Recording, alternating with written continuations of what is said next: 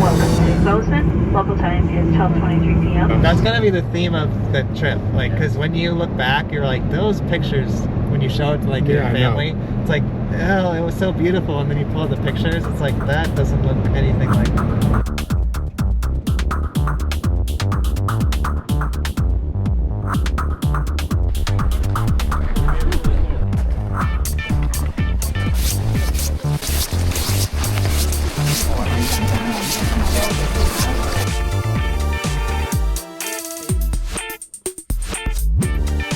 Once you get behind the machine for me, you can see what I'm doing with my hands. Just come on back, all the way on back. Alright. Sweet, cool beans. So this morning we're going to go over the operation of these machines here, the rules and regulations of the national park while we're out there today in Yellowstone, just a general overview of our day. Okay, so to start off here, my name's Cody. If I didn't say that, we're going Old Faithful today. This red button over here, this is your kill switch. To start these machines, you pull them up, press this orange button, now the switch on. Okay, on the right hand side here, we do have a throttle. You can see I'm being nice and easy on the throttle, right? Biggest thing to take away from this talk is be nice and easy on the throttle. Controlled motion all day is your best way to operate these machines. All right, on the left hand side, there's a brake here. The brake's gonna be really important when we're parking. Have your hand over the brake, ready to engage. I'll give you a single forward like this the first couple times. You hit the brake, works great. If you guys slam that brake going speed out there, 35 mile an hour, the sled will slide. Your best way to come to a controlled stop is letting off the throttle gradually and then engaging the brake if you need it. But as soon as you let off that throttle, there's an auto engaging brake on the track and the sled will slow down rapidly, okay? Above the orange button here, there are two gray buttons. Left hand side is your heated handlebars. Right hand side is your heated throttles. When you engage these buttons, it's going to show up on the display what level they're at, and they measure in stacked bars. Okay, so 5 stacked bars is 50%, 10 is 100, and 10 could melt your gloves, so be careful there, okay? I leave mine at like 20 and 30% all day. If they get hot, just turn them down. Left for the handlebars, right for the thumb. While we're out there today, we are in a national park, so there's lots of rules and regulations we need to abide by. We're going to be going 35 mile an hour in a single file line on the right hand side of the roadway. Reason being is there's lots of other modes or vehicles out there. There's big buses, there's utility trucks, ambulances, law enforcement, national park employees. Oftentimes the employees and law enforcement will be responding to emergencies at very, very fast speeds, so we do not want to be in their way when they're coming around the corner at 60 mile an hour. So we're going to stay on the right hand side of the roadway today. While we're out there as well, we're not going to be slowing down to speed up. We're not going to go off the road on purpose. We're not going to try to drift the sleds, try to pass each other. If I see anything like that, or another guy sees anything like that, we have to stop the tour. We have to get law enforcement involved. Makes for a really long day, give you a ticket for reckless. I promise Yellowstone is beautiful, and y'all are going to want to focus on the scenery and drive your machine, so we'll just keep it in a straight line today. Sounds good? Appreciate you guys. While we're out there, we do not have communication systems in our helmets. The only way I can communicate to y'all is through hand signals. So if you see me put up a hand signal and you need to put it up, non-negotiable. So we'll all practice real quick. Left hand up. This is going to be stop, okay? Out here like this, flop like a bird, just slow down. Those are the two most important hand signals. If you see me put those up, you have to put them up so we can communicate to the whole group that we're going to be slowing down, that we're going to be stopping, and so on and so forth. The hand signals are also for y'all. If someone in front of you is slowing down or stopping and you're going to have to slow down or stop, put up that hand signal so you can tell the people behind you, so we can keep it as safe as possible out here. We need to throw it up all the way to the last sled here so that they can put it up and tell groups behind us what's going on in our group, okay? Other hand signals I'll do today that are less important but still good to know what they are. Behind the head is turning right, out here is turning left, okay? While we're out there today, we are one group, we are one entity, we have to stick together today. So anytime I'm stopping for stuff, you guys are going to be stopping for stuff. If I'm going to keep on rolling, we're all going to keep on rolling. Just know that the only time I'm going to pass up on a wildlife opportunity is if I think we'll be able to see that wildlife again later, and we'll be able to see it with less people around.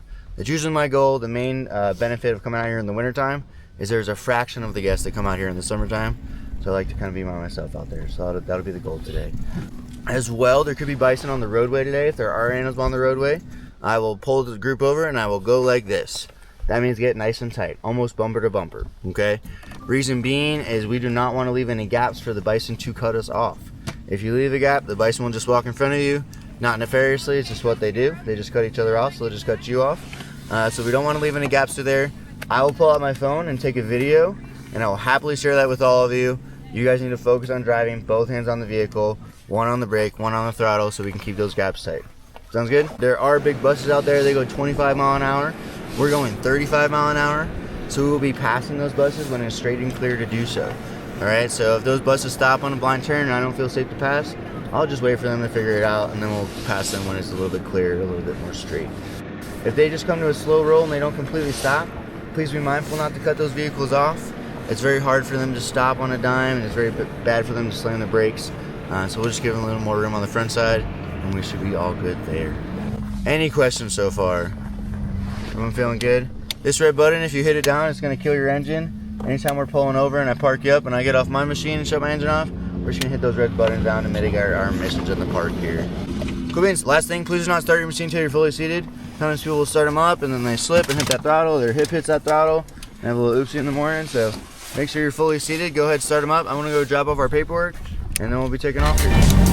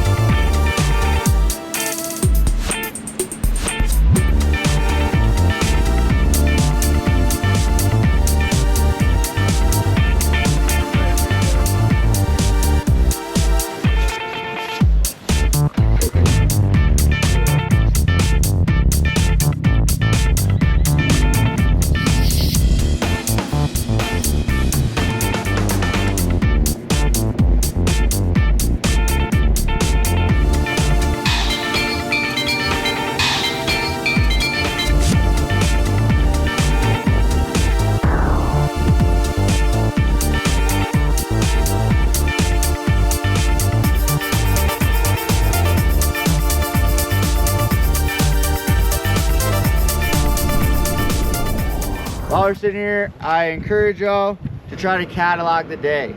Try to go from beginning to end, and when you get to those moments throughout the day that got you excited, that you really want to remember, you want to be grateful for, put that memory in your back pocket. Thank the park for that, thank whoever you want for that. Because I'm sure you're going to leave here, life's going to come in quick. You're going to be in an airport, lots of people around, flights get delayed, cars get cut off, it's frustrating. I promise you right here, this is not frustrating, and it's a nice little memory to come back here to. So just a couple minutes here. Thank you guys.